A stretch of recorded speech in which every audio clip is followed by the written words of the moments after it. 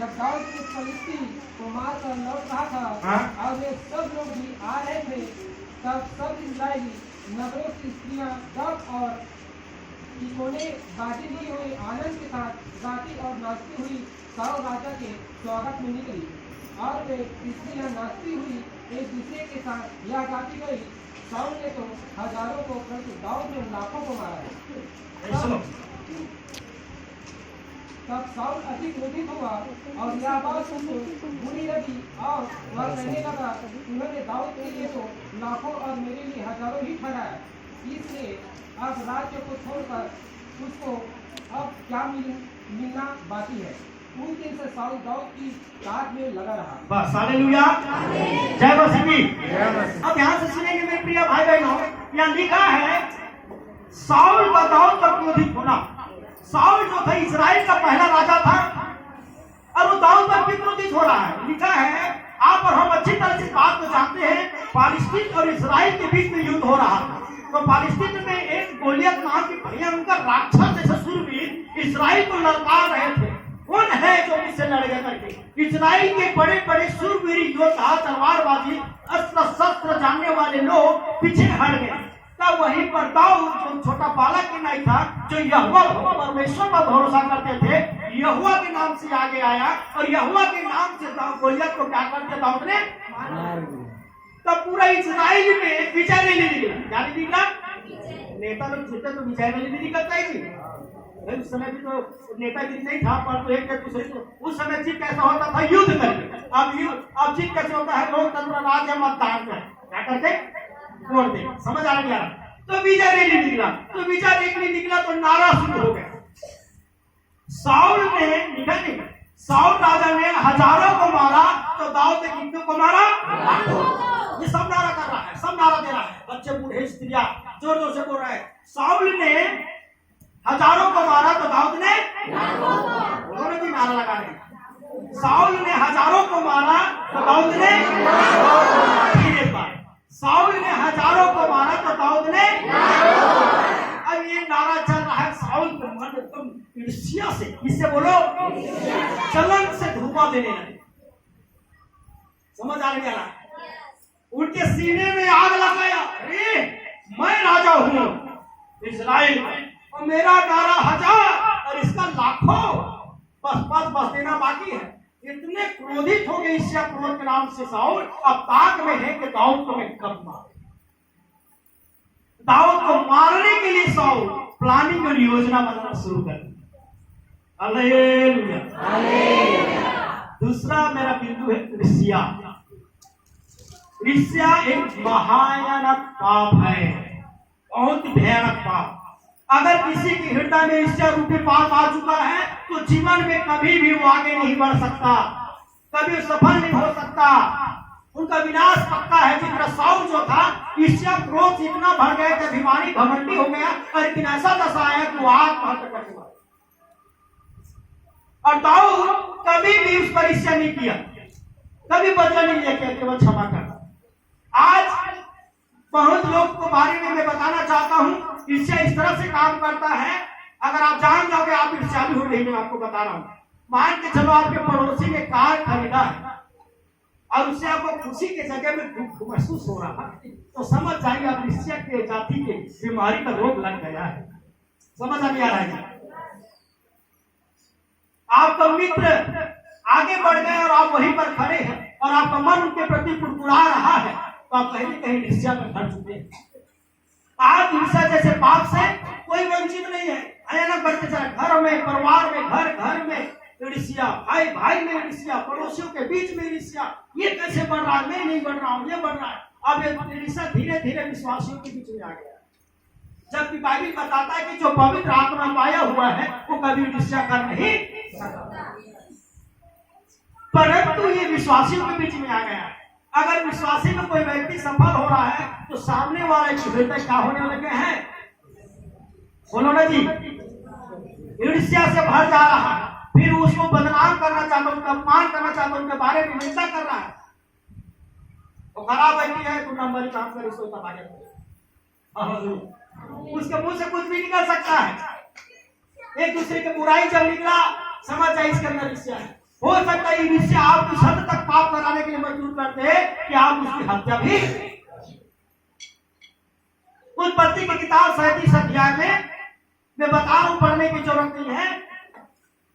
परमेश्वर के दास जिसका नाम यीशु था, प्रभु ने उनको दर्शन देकर कहा कि मैं तुझे प्रधानमंत्री बनाऊंगा और तेरे भाई लोग तुम्हारे पास क्या रहेंगे, काम करेंगे। अब ये जाकर बड़ी खुशी के मारे कि मेरे भाई लोग खुश हो जाएंगे कि प्रभु ने मुझे दर्शन दिया कि मैं प्रधानमंत्री बनूंगा। और जाकर अपने भाई को बताया कि भाई प्रभु ने मुझे दर्शन दिया है, एक भयंकर फूल दिखाया और हम सब लोग फूल की तरह, और मेरे फूल के सामने तुम लोग दंडवत कर रहे थे। मतलब प्रभु मुझे मंत्री बनाने जा रहा है, प्रधानमंत्री, तुम लोग मुझे दंडवत करो। भाई लोग को खुश होने चले रहे, बाबा क्या बात है, हमारा भाई आगे बढ़ रहा है। आगे गए नहीं, सब लोग बोले अच्छा है?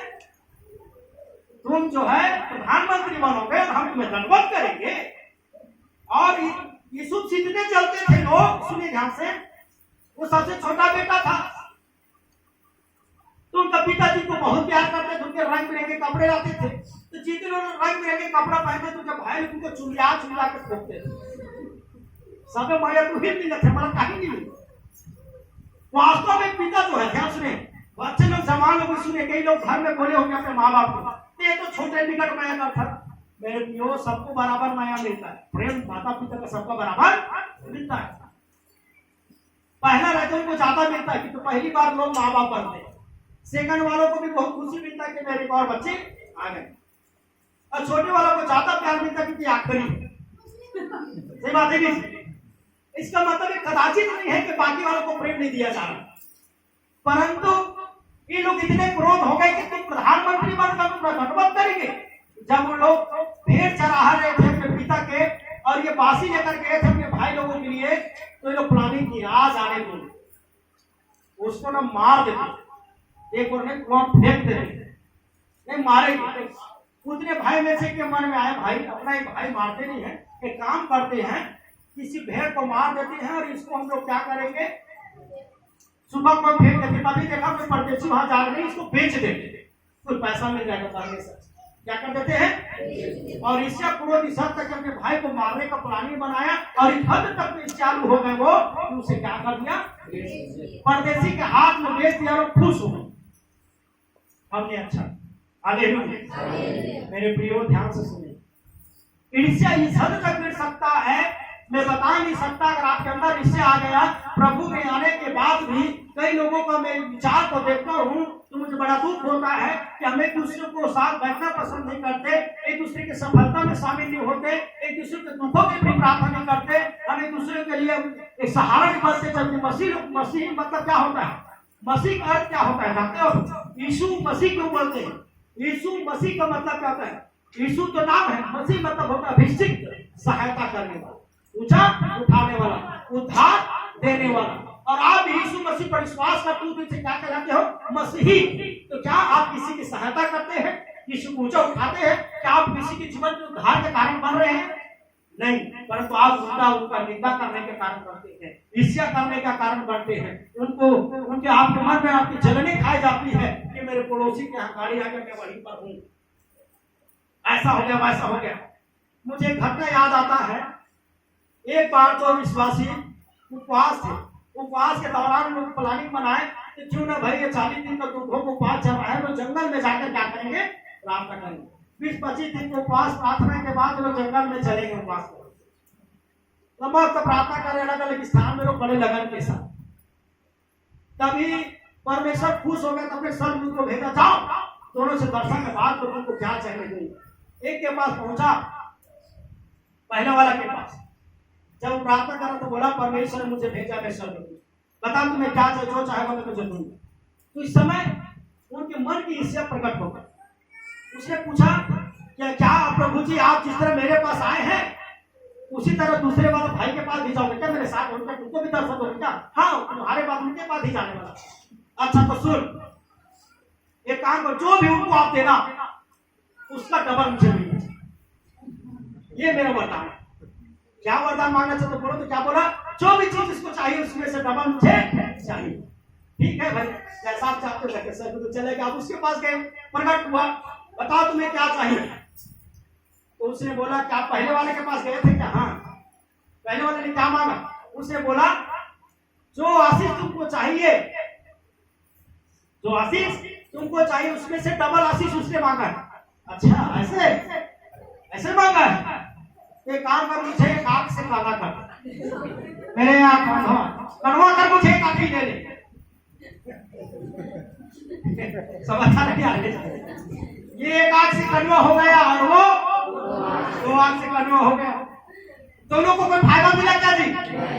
दोनों कांटे हो गए। इस चक्कर में 30 चल चला। हालेलुया। आज यही हो रहा है। अब ये आया दुख में प्रार्थना तो अपने लिए मांगो ना भाई, या तो किसी के लिए भलाई मांगो। तो जलन से इतना हद तक बढ़ जाता है व्यक्ति के लिए जो भूल जाता है कि उनको क्या चाहिए, तो खाली परवाह दूसरों को पड़ा रहता है। आज भी किसी के घर में हम जाते हैं प्रार्थना करने के लिए, वो अपने घर की स्थिति बताने के चक्कर में किसी स्थिति बताता है पड़ोसी, वो पड़ोसी को भारी खराब आता है, नंबर जलन पड़ते जलन हमारा देखे नहीं सकता और पराठे और सब बात पड़ोसी का चलता है। देखो तो भैया मिले तुमसे है, तुम कुछ बोलोगे, तुम्हें क्या चाहिए? नहीं पड़ोसी मुझसे डबल आशीष चाहिए, ले लो। तो पड़ोसी यहाँ शराब पाएगा तो तू भी शराब पाएगा, डबल शराब। समझ आ रही है? हालेलुया, जय मसीह की।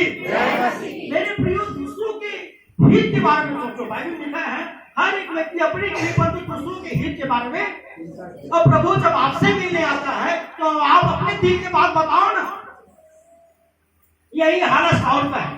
परमेश्वर ने उसे इस्राएल का पहला राजा बने, इस बात की खुशी नहीं है, पर दाऊद थोड़ा सा अच्छा काम कर दिया, नाराज थोड़ा सा ज्यादा हो गया तो क्रोधित हो गया और उसे मारना चाहा। हालेलुया, समझ आ गया जी? और यीशु का अगर भाई अगर प्रधानमंत्री बनेगा तो खुशी होकर कब सब बोल तो पाएंगे कि मेरे भाई प्रधानमंत्री है। नहीं, इस बात की खुशी नहीं है। परदेशी के हाथ में क्या बेचने से उनका काम सब सफल हुआ क्या? नहीं, परमेश्वर ने जो उनको दर्शन दिया था वो एक दिन क्या बन गया? प्रधानमंत्री। और मेरे प्रियो में बताना चाहता हूँ, जब वो प्रधानमंत्री बना तो ऐसा परमेश्वर ने योजना बनाई कि सच में उनके भाई लोग उनके पास लाएंगे। अब इस बार बंधुआई करके उनके पास लाया। अब यीशु का पारित 140 से बदला। अब यीशु इतना शक्तिशाली राजा बन चुका था, मंत्री बन चुका था, उनको अगर फांसी की भी सजा दे देते या जिंदा वहीं पर कटवा देते तो कोई रे बोलने वाला नहीं। परंतु जानते यीशु ने क्या कहा? वो गीला सुबह बात भूल जाओ, पुरानी बातें भूल जाओ, आप लोग मेरे साथ, मैं यहाँ काम मिला देता हूँ, मेरे साथ रहो। क्योंकि वो परमेश्वर का बेटा था, उनके अंदर परमेश्वर की आत्मा थी, क्योंकि परमेश्वर के स्वभाव में चलता था, इसलिए उनके अंदर बदला की भावना नहीं थी, ईर्ष्या की भावना नहीं थी। अगर अधिक लोगों को मौका मिल जाता, अरे मैं गरीब रहता तो मोला नीचे देखा है, आपको तोला बता। वो हमारे भाई एक बात बता रहा था सरपंच के बारे में। जैसे वो सरपंच बना तो सरपंच बना था तो गांव विकास के लिए बनता है, तो नहीं वो क्या क्या करते हो अपने पुराना सरपंच के बारे में खोदाई सुने, साल भर क्या काम किया, कहाँ पर भ्रष्टाचार किया, खाली यही काम करते करते गांव में कोई कुछ काम नहीं किया। उसके चलन में भी उसने क्या किया, चक्कर में उसने कुछ नहीं किया, उनकी सरपंची का क्या हो गया, गिर गया सरपंच का पद, कुछ भी उसको मिला नहीं। तो ईर्ष्या करने से कभी भी मेरे प्रियो लाभ नहीं मिलता, केवल क्या मिलता है, नुकसान। सुन लीजिए, अगर कोई व्यक्ति परमेश्वर की आत्मा से पाया हुआ है, पवित्र आत्मा से भरपूर है, तो उनके हृदय में कभी ईर्ष्या नहीं हो सकती। बाइबल में यूहन्ना बपतिस्मा दाता के बारे में लिखा है, जो मनुष्य में सबसे बड़ा मनुष्य था और जो भी परमेश्वर को ठहराया हुआ था, और उसके बाद जब यीशु मसीह आया तो स्वयं यूहन्ना बपतिस्मा दाता जो यीशु मसीह से पहले बपतिस्मा देने वाला था, पहला पुरुष था, उनके बावजूद भी वो यीशु मसीह का तारीफ करता हुआ कहता है, उनके जूते का धागा पहनने के योग्य। जो सबके पवित्र आत्मा पाया रहता है वो नम्र और दीन होता है, किसी का निंदा, किसी को नीचा नहीं दिखाता, पर उल्टा उनके आदर मान सम्मान। आप अपने आप को जांचिए, अगर आपके अंदर ईर्ष्या क्रोध से भरे हुए हैं तो आज मन फिराइए और प्रभु से विनती कर आशीर्वाद मांगिए कि पिता मेरे अंदर ईर्ष्या की आत्मा काम न करे, क्योंकि ईर्ष्या की आत्मा मनुष्य के जीवन आत्मिकता को खराब कर देता है और उन्हें खोखला कर देता है, देखो अधवा कर देता है। समझ आ गया? आज के लोग उपवास है, अब किस तरह से उपवास है एक अंतिम वचन बोलकर हम समाप्त करेंगे। परमेश्वर किस उपाय से प्रसन्न होता है? अगर आपने इसको उपाय से तो सुन लीजिए। यशायाह नबी की किताब 58 अध्याय, हम समाप्ति पर आ चुके हैं।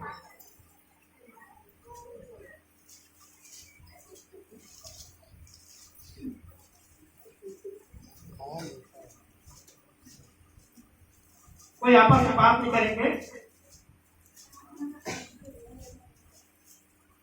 और यहाँ लिखा है पद 6 में, ध्यान से सुनेंगे। यशायाह नबी की किताब 58 अध्याय पृष्ठ क्रमांक 878। यहाँ लिखा है, जिस उपाय से मैं प्रसन्न होता हूँ वह क्या ये नहीं कि न्याय से बनाए हुए दासों और अंधेर रहने वाली जुआ को तोड़कर उनको छुड़ा लेना।